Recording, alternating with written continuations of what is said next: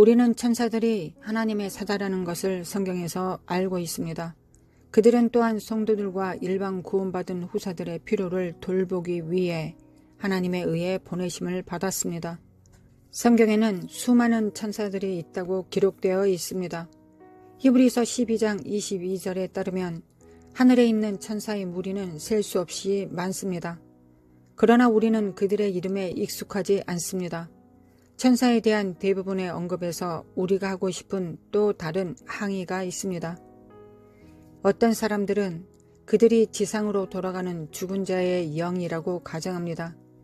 성경에 따르면 이제 그러한 개념에는 검증할 말씀이 하나도 없습니다. 천사는 하나님께서 창조하신 천상의 존재입니다. 그들은 인간의 몸에서 분리된 영이 아닙니다. 시편 8편 5절에 우리는 천사보다 조금 못하게 지음을 받았습니다. 우리는 같은 계급이 아닙니다. 그들은 인간이 창조되기 전에 존재했습니다.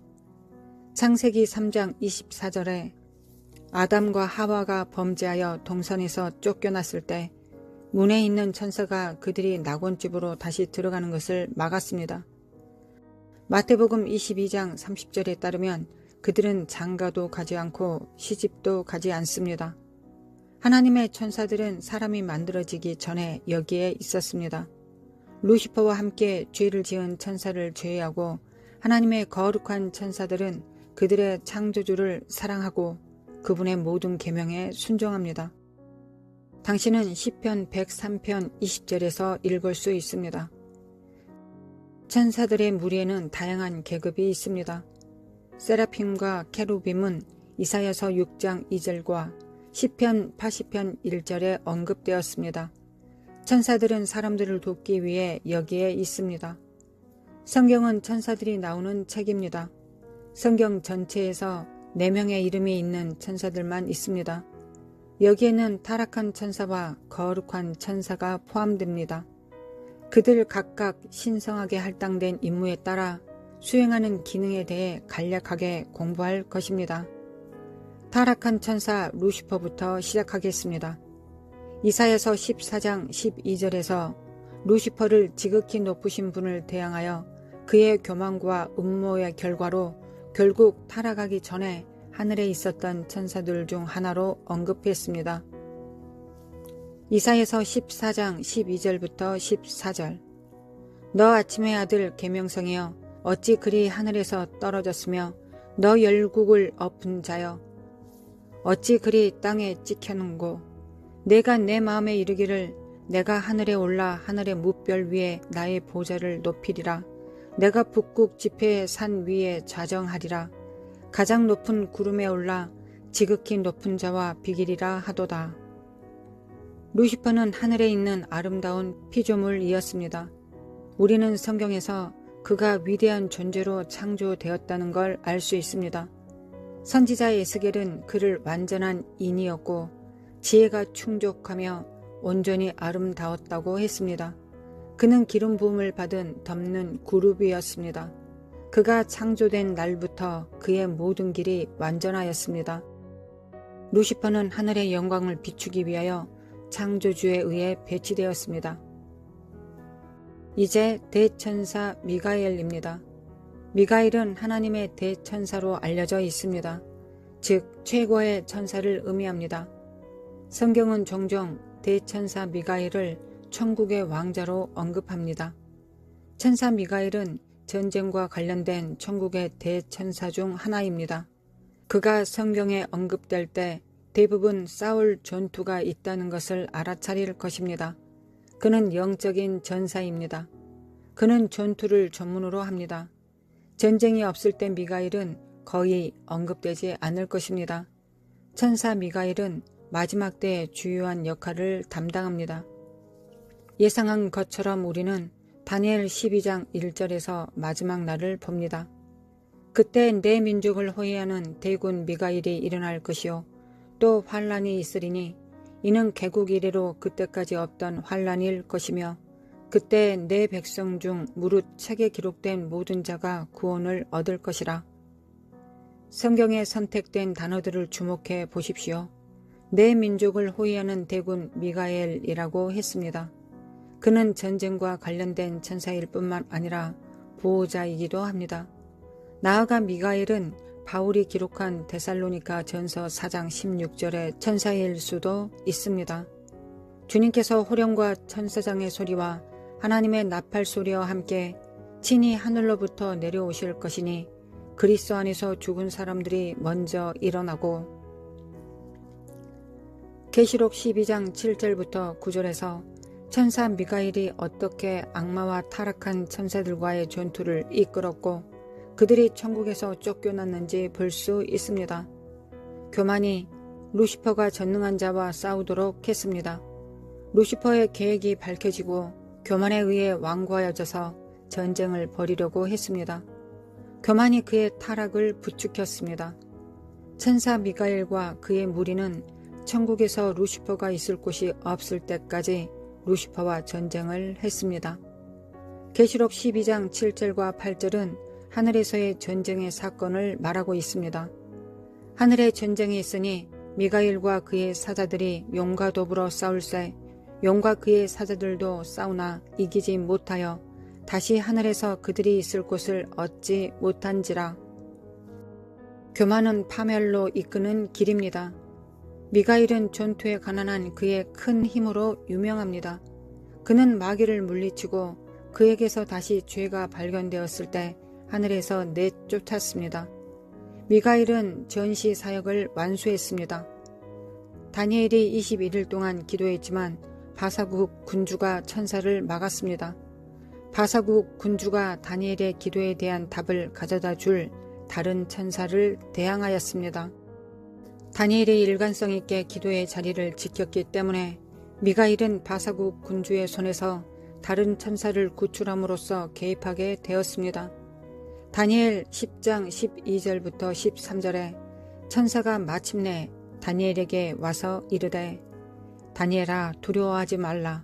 내가 깨달으려 하여 내 하나님 앞에 스스로 겸비하게 하기로 결심하던 첫날부터 내 말이 응답받았으므로 내가 내 말로 말미암아 왔느니라. 그러나 바사 왕국의 군주가 21일 동안 나를 막았으므로 내가 거기 바사 왕국의 왕들과 함께 머물러 있더니 가장 높은 군주 중 하나인 미가엘이 와서 나를 도와주므로 미가엘이 바사국 군주를 물리쳤습니다. 또한 미가엘은 유다서 1장 9절에서 모세의 시체에 관하여 마귀와 다투어 변론할 때 주의 이름으로 마귀를 꾸짖었습니다. 미가엘은 전투하도록 하나님에 의해 임명되었고 한 번도 패배한 적이 없습니다. 미가엘이 대천사라는 사실은 천사들 사이에 질서와 순위가 있다는 것을 증명합니다.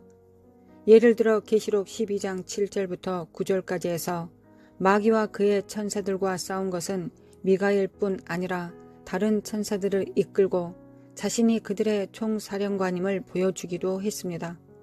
다니엘 10장 13절에서 미가엘이 가장 높은 군주 중 하나로 언급된다는 사실을 강조하고 싶습니다. 그것은 천국에 더 많은 것이 있다는 것을 시사합니다. 그러나 성경은 이에 대해 침묵합니다.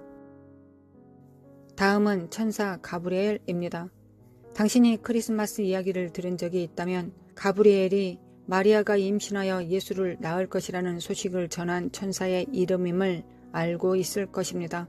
가브리엘은 성경에서 이름이 붙여진 선한 천사 둘 중 하나입니다. 다른 하나는 우리가 방금 논의한 미가엘입니다.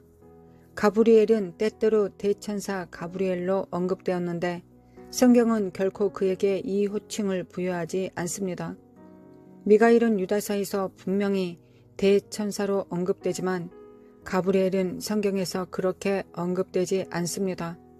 천사 가브리엘에게 할당된 주요 기능은 하나님의 백성들에게 좋은 소식을 전달하는 것입니다. 천사 가브리엘은 또한 좋은 소식과 관련이 있습니다. 가브리엘은 예수님이 오실 길을 예비하였던 침례 요한의 잉태 메시지를 전하기 위해 지사장 사가랴에게 보내졌습니다. 특정한 날 사가랴는 성전에 갔습니다. 누가복음 1장 11절에 주의 사자가 그에게 나타나 향단 우편에 섰습니다. 이 천사는 가브리엘입니다. 가브리엘은 사가랴에게 그의 아내 엘리사벳이 아들을 낳을 것이라는 소식을 전했습니다. 이 소식이 사가랴에게 이상했습니다. 누가복음 1장 18절에서 20절. 사가랴가 천사에게 이르되 내가 이것을 어떻게 알리오? 내가 늙고 아내도 나이가 많으니이다. 천사가 대답하여 이르되 나는 하나님 앞에 서 있는 가브리엘이라. 이 좋은 소식을 전하여 내게 말하라고 보내심을 받았노라. 보라, 이 일이 되는 날까지 내가 말 못하는 자가 되어 능히 말을 못하리니 이는 내가 내 말을 믿지 아니함이거니와 때가 이르면 내 말이 이루어지리라 하더라. 또한 가브리엘은 예수님의 어머니가 된 마리아에게 보내졌습니다. 누가복음 1장 28절부터 31절.